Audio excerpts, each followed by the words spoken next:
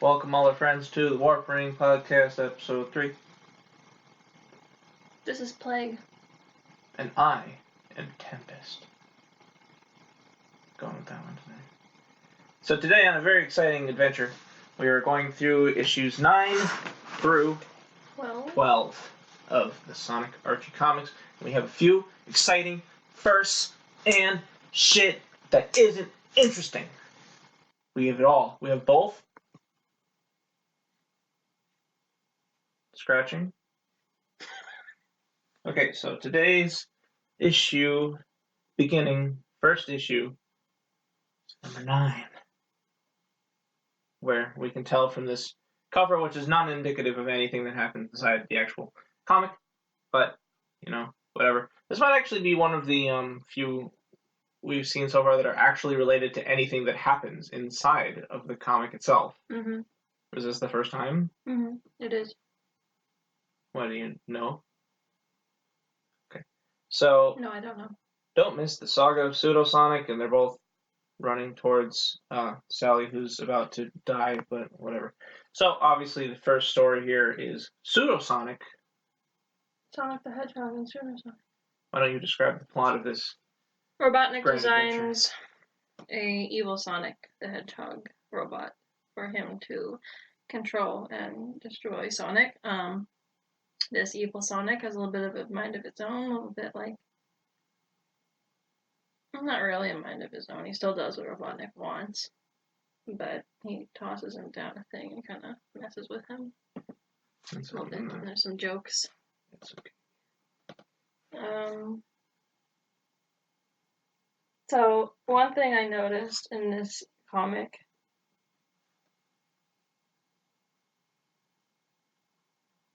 Oh, well, actually... Didn't start here, starts in a later one. Never mind. Pay attention to the way Antoine speaks in this one.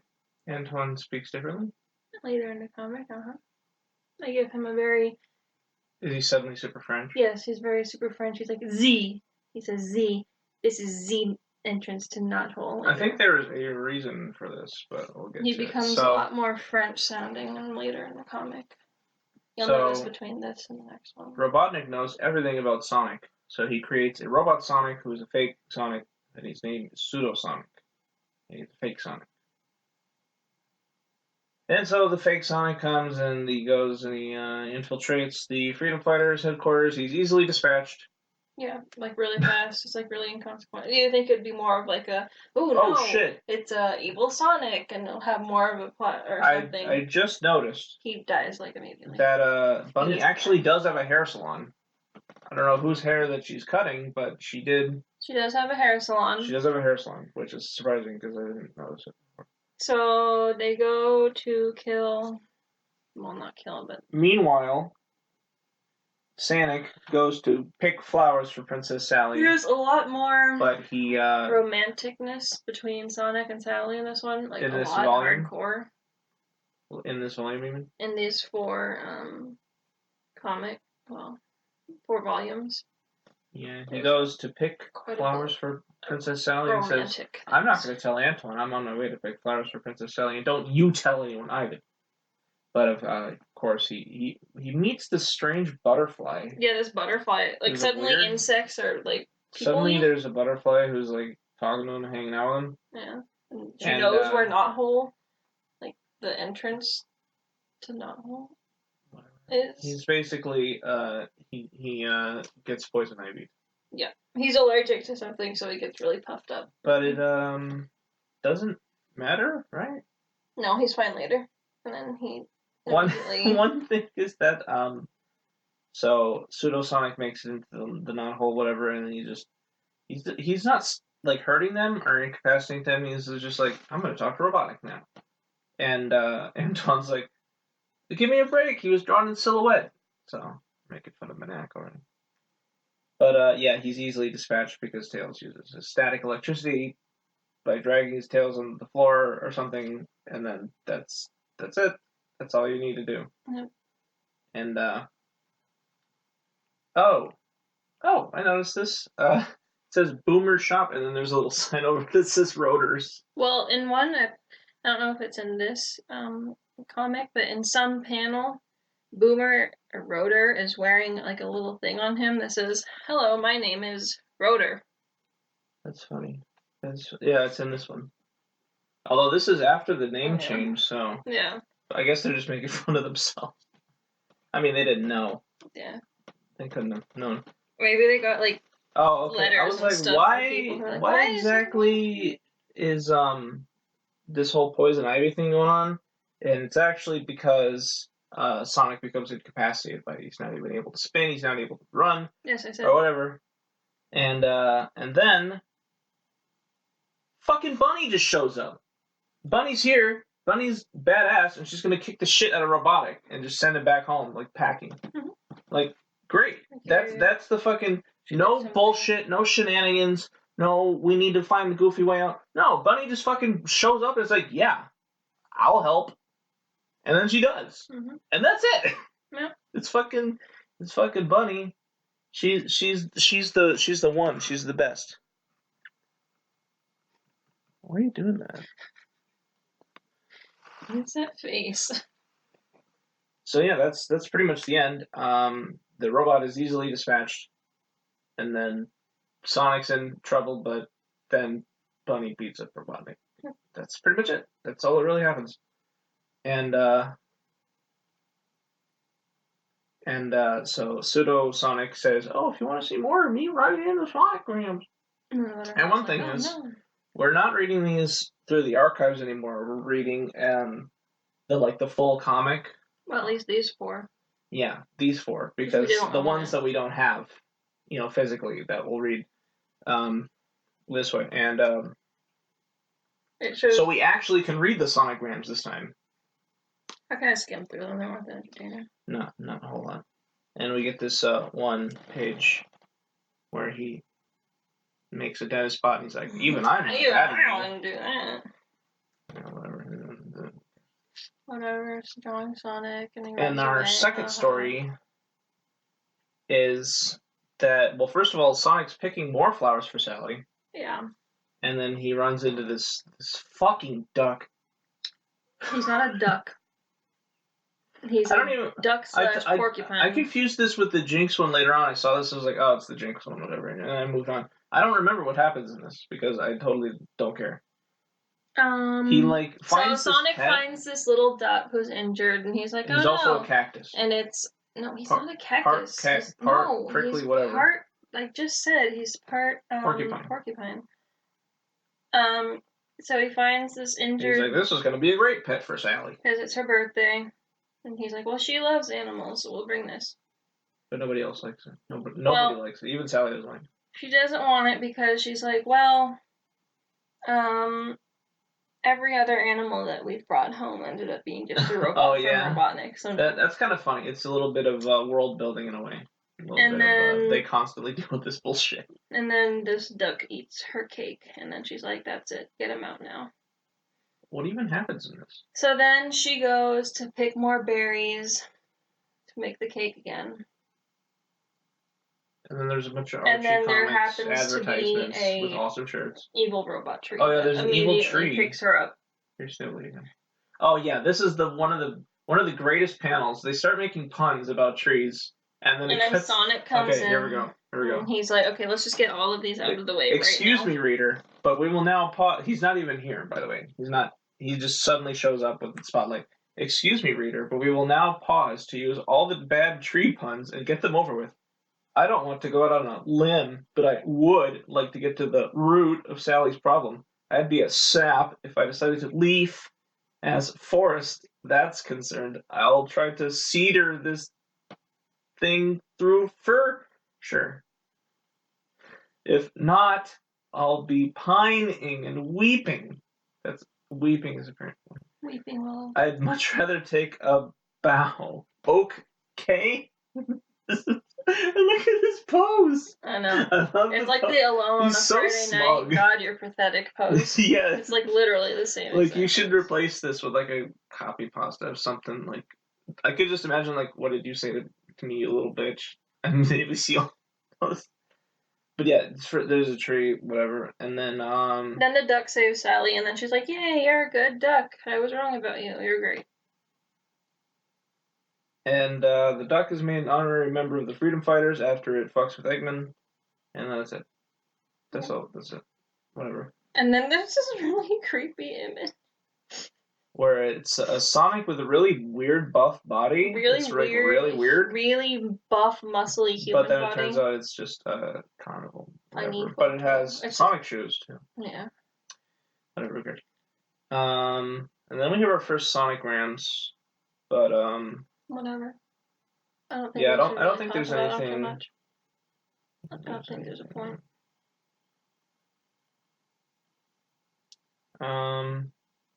Yeah, there's some people asking about Sonic 3, which hasn't come out yet. But yeah. So let's go to the next issue. So, I guess the only thing about that issue that was interesting is Bunny did something.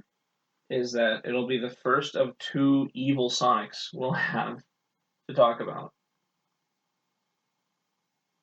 She looks confused. Oh. And Bunny saves the day, which I was happy. Bunny actually did something, so it was nice. And so let's go to issue 10. Now I noticed an interesting name here. Inking by who?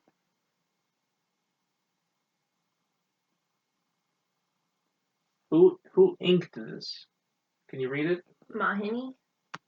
Art Mahini, who we will later learn in this very issue is better than Manak in every way. I think we'll get to.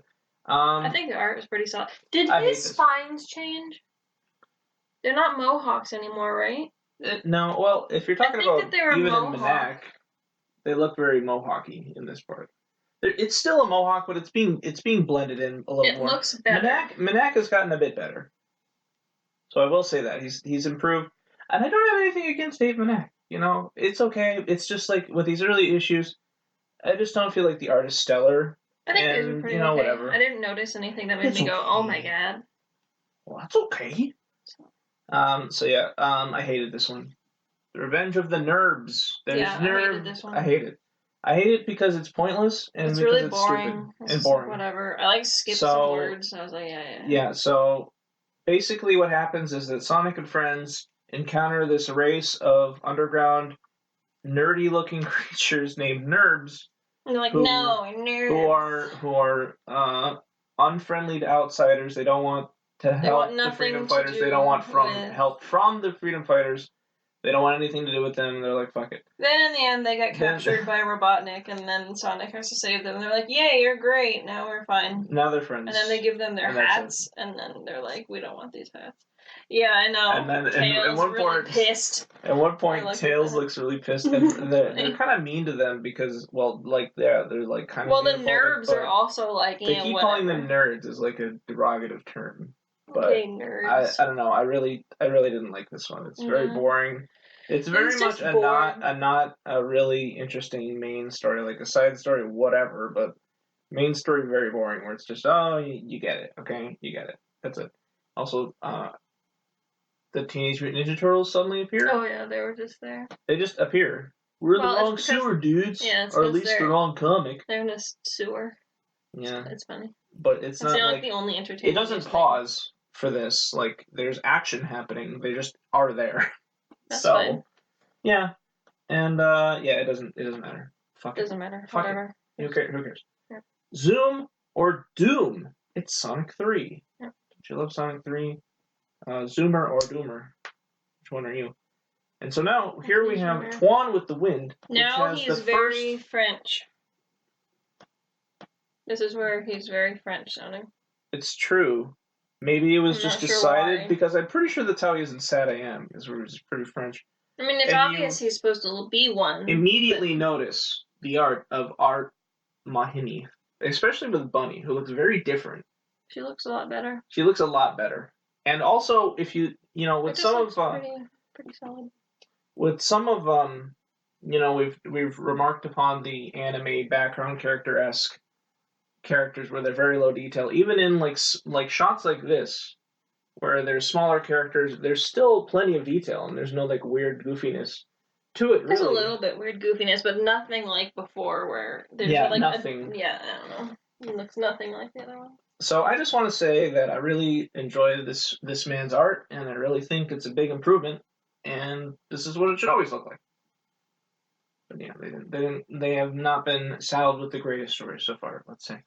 But anyway, so this one is about Antoine, and his hot air balloon, who used to be the head of the hot air balloon squad or whatever, and then he uses it to save the day.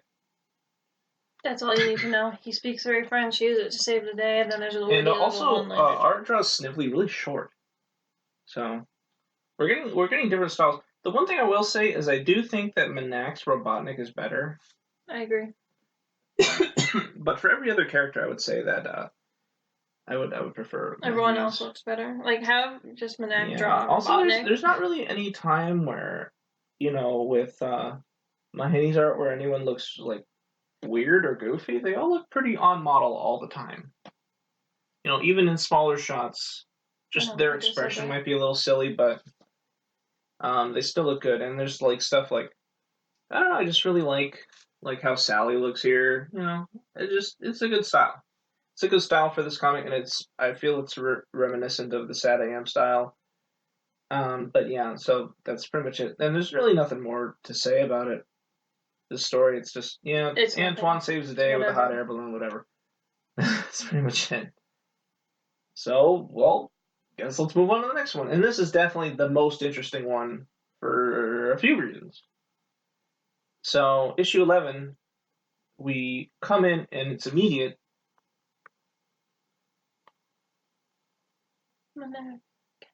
Would you care to tell me who wrote the script? Mike Kantarovich. And so he hasn't been allowed to do one by himself yet, but Ken Penders is here. He's around. He will later become the head writer. I believe that Gallagher is still considered the head writer at this point. But yeah, so anyway, the basic of this story is that there's a pollution thing just scratching around here. Spewing pollution around. Right. Well, okay. So the most basic of it is that Sonic has to go save the day or whatever, and he uses a shortcut by going basically to a special zone. Speed. Yeah, that too. Going to the special stage or whatever, and he gets so in this world, like, special stages are kind of like a portal to, you can use them to warp around. They're like black holes, basically, where you can use them to warp to different places. You can use them whatever, and they can also send you to alternate dimensions, alternate universes, to alternate timelines. Basically, he just goes to an alternate timeline where everything's topsy-turvy, like Dr. Robotnik's a nice guy. Is a veterinarian who helps healing all the animals from the freedom fighters who fight against freedom. So Sonic's in like a leather jacket and he has glasses on and he's like... Yeah, so pretty simple. He runs into Anti-Sonic, who's like Sonic. He's fast. He's just as fast. He's just evil. Sonic, except he's a fucking douchebag. Yeah. And he says stupid things like, "What's the hassle, schmassel?" Yeah, he says really "What's dumb the deal, things. Schmeal?" Yeah. Comprende? But he does do a Back to the Future Part 2 explanation of how the timelines are wrong and stuff like that. So that's nice of him. But yeah, so it's just funny to me because this is not the last we see of Anti-Sonic. I believe Anti-Sonic is probably the most long-lasting thing that we've gotten so far. This whole Anti-Sonic, anti-universe. It's going to be around. So, there you go. Well, that's all. Much. Like, I knew that. Well, sometimes, sometimes there's nerds, sometimes there's whatever the fuck, bald eagle dude, and then sometimes there's Anti-Sonic. And yes, I will tell you, pretty important. So, yeah, he goes there, and Anti-Sonic is a douchebag, and then they fight, and that's about it. He tricks him, and then this good Robotnik gives Sonic this item, and he goes back to his own universe. And the item he got was like a vacuum thing that sucks up pollution sludge faster than this Robotnik's sludge maker can make sludge, and then it's destroyed. And then Sally gives him a kiss. And then Sally gives him a kiss. So, like I said, there's a lot of romantic things between them in this comic, and I don't know why. Yeah, it's been jumped up. He's getting flowers for her 2 times, and then she kisses him, and then there's another remark by Sally later. I have nothing to say. Oh, it's right here. In this one, they're all tied up. Coconut is trying. They're like, Sonic will never get here fast enough, and then he gets there fast enough. Yeah, and then Rotor and Tails and Antoine are all Princess. In the case, this one time beat Sonic, we've been wondering, where do we rank on your top 10 list? And then Sally has heart eyes. She's like, sorry, boy, Sonic takes all 10 slots on my list, and then there's an editor's note, which is true. I love the editor's notes are funny. The editor's notes in this comic, and these volumes are pretty funny. And, so it's just like... That's it, whatever. That's pretty much all there is. Sonic saves the day, but, that's it. Like, why don't they just get together? No. Whatever. I will say that, we do get more appearances from Coconuts, Scratch Grounder, who, we didn't really see them in this comic. Don't matter. I mean, we saw them in they were one panel, and they weren't really doing anything. Let's see. Okay, let's see. Dear Sonic, I enjoyed issue number 6 of your comic. This was the worst one. My favorite part was Sonic's Christmas Carol. It was based on my favorite movie, Scrooge. How I like it when Robotnik said he'd be better off under the covers, and I never knew that Boomer's real name was Rotor. So they don't respond to this, so I thought they were going to explain it a little bit, but they did not.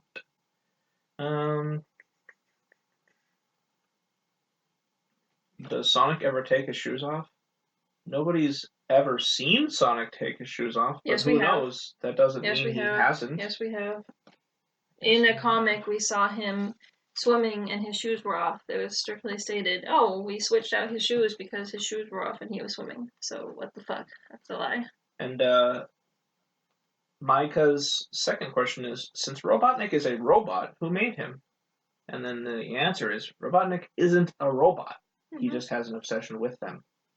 And he's definitely a cyborg. I thought it was over, but it wasn't. We have this fucking weird and lame comic where it's this was really boring too. He has like a weird dream where like everyone's food, and there's a really weird visual. This is another Ken Penders thing. Tails is shaped like a thing of fries. Like it's really weird looking. I don't want to talk about it. And there's just a lot of food puns, and I don't have anything to say about Sonic eats a bunch of chili dogs. He goes to sleep, and he has a weird fucking dream, and everyone's food. And there's puns, and then he wakes up, and then they're like, look, we got you more chili dogs. It's your birthday. And then he's like, okay, and then he eats two more.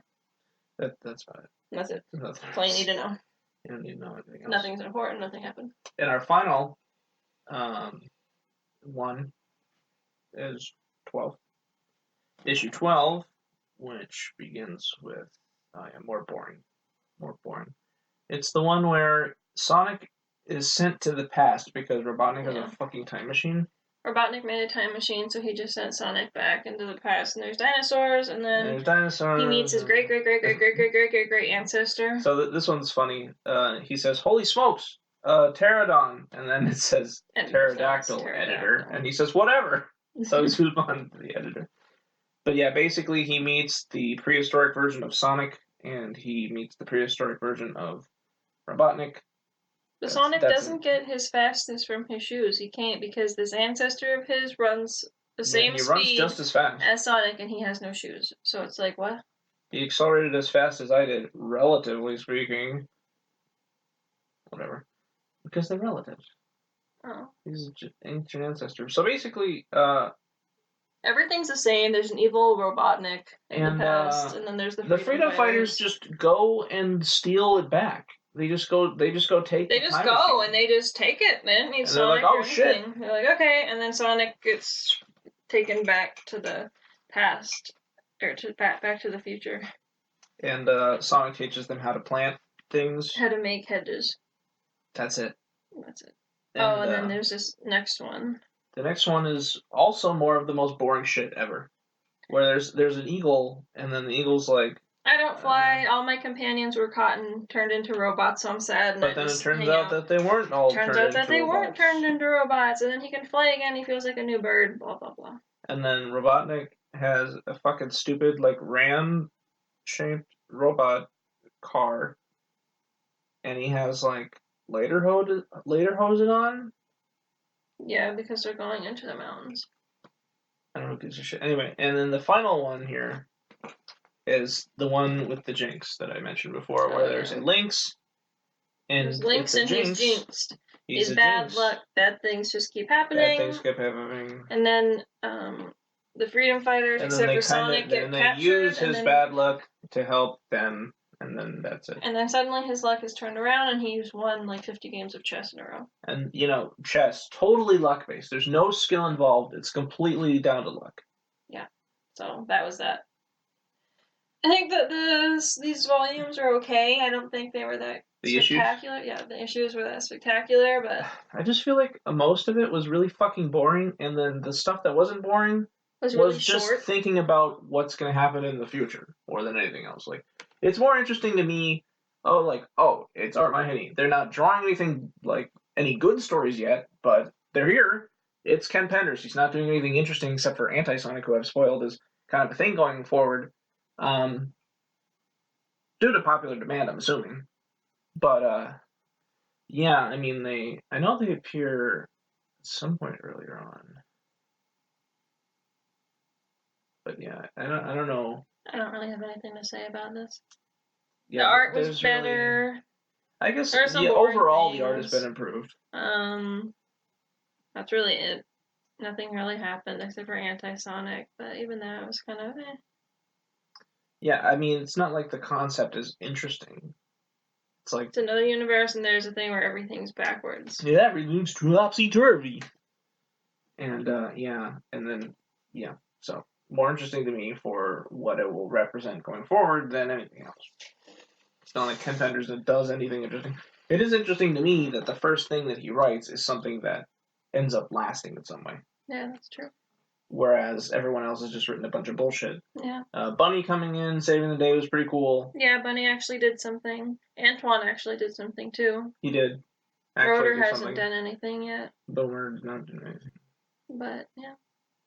That's really all. Okay, Boomer. Okay, Boomer. And we're getting a lot more Sonic and Sally. Yeah, a lot of romantic things, so I think it's kind of weird. Maybe not that weird, but it's just kind of weird, because it's like, before it was a little bit hinted at, now it's just like... Don't tell Sally that I stole the pinup. Don't tell Sonic that I stole the pinup. I love Sonic, I love Sally's just fucking coming right out with it now. Yeah. She's just like... Sonic takes up all 10 of my spots on my list. Like, why? Okay. Yeah. And, that's all there is. Whatever. In the Sonicgrams, we get a lot of letters from kids who are like, hey, when are we going to get Sonic 3? Yeah. Where's Sonic 3? Want some Sonic 3? And then they say Sonic 3 in the next issue. So, we're going to see Sonic 3 in the next issue. And we might see...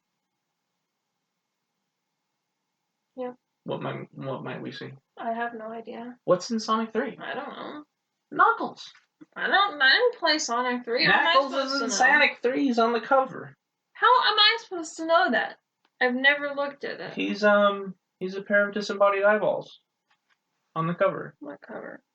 What? I told you I didn't really look at these. Okay, let's see. I'm also excited for Sonic 3, but for some real excitement, bring in Robo-Sonic Robo-Tails. And most of all, Knuckles the Echidna. He's on Robotnik's side, but I can see he still has some good in him. So, what's weird is that this person thinks that the games follow the continuity of the comics, which is fucking weird. It's not. That's not. Dear Sonicgrams, are you going to write things about things in Sonic 3 like they saved Knuckles from working for Robotnik? So, in the game, the basic plot... Okay, so at the end of Sonic 2, Eggman has the Death Egg, which is like the Death Star, but for Eggman. And then why is he not called Eggman at all in these comics? Because that's not his name. When they were localizing the first game, they decided to change his name to Dr. Ivo Robotnik. And then that's kind of just how it was. And then eventually they converged around the time of Sonic Adventure 2. They said, okay, you know what? His name is actually Dr. Ivo Robotnik. but everyone calls him Eggman. So to this day, it's still canon. But yeah, his original name was Eggman, so whatever. So he makes the Death Egg, and then Sonic and Tails come in, and Sonic uses his powers as Super Sonic to defeat him. Death Egg falls. That's it. Come Sonic 3, basically the story is that the Death Egg falls onto Angel Island, which is this weird floating island that no one really knows much about. Like, it's like a mythical kind of place. And he lands on Angel Island, and he's like, what? And then Knuckles comes up. Knuckles is the protector of Angel Island, and he's the protector of the Master Emerald. Wait, and the Chaos Emeralds. The egg is a thing? What? The Death Egg. That's a thing? Like, is it...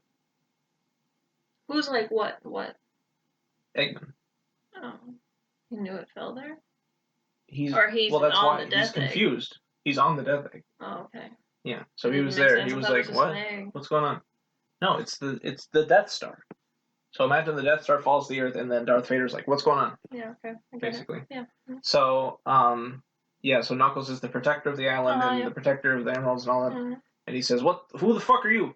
And then Robotnik's like, dude, I'm on your side. These asshole Sonic and Tails are going to come, and they're going to try and steal your shit.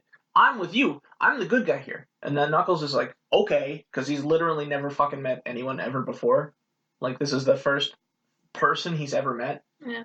And so Sonic and Tails arrive because they're, following the Death Egg. They're like, okay, what's going on over here? And then he shows up with Super Sonic, and Tails is in biplane. And then Knuckles shows up, and he punches the fucking Super Sonic out of Sonic. That's the first thing that happens in Sonic 3 is he punches the Super Sonic out of Sonic. And then the player's like, oh, shit.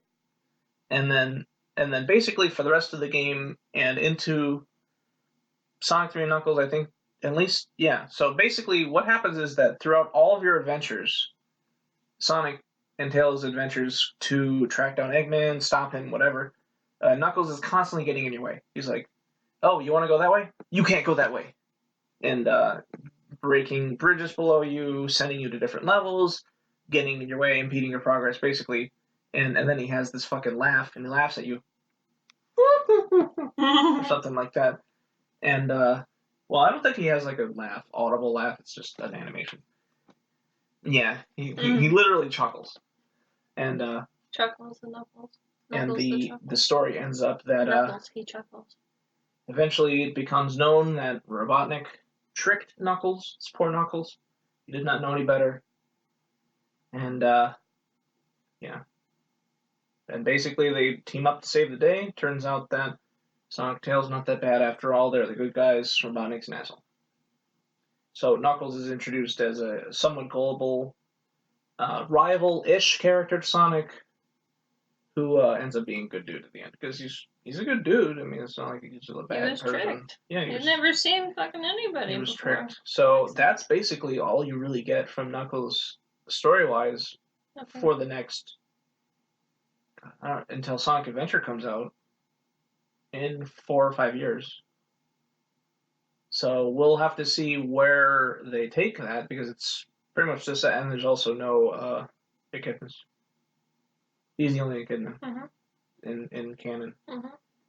So yeah, and we'll see. I don't even remember how that's like adapted, what they did with Knuckles, whatever. So yeah, we'll see, and that'll be next time on the Warframe podcast. Nothing really happened. It's boring. Yeah. A lot of stuff we had to skip over. Pretty boring. But there's probably gonna be exciting something things in the future. Maybe something's gonna happen. Hopefully something's gonna happen. Something's in the gonna next happen. one. Maybe. I'm so excited. Yeah, Sonic. So, any closing thoughts here? This is Plague, signing off by killing your ancestors.